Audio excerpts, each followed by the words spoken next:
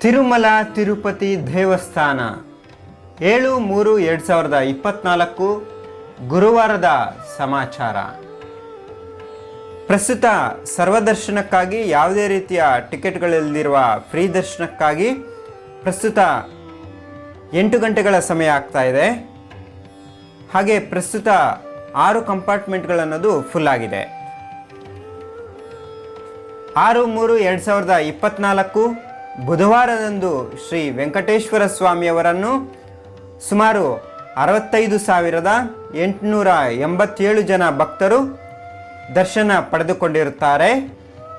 ಹಾಗೆ ಶ್ರೀ ವೆಂಕಟೇಶ್ವರ ಸ್ವಾಮಿಯವರ ಬುಧವಾರದ ಹುಂಡಿ ಆದಾಯ ಸುಮಾರು 3,14,00,000 ರೂಪಾಯಿ.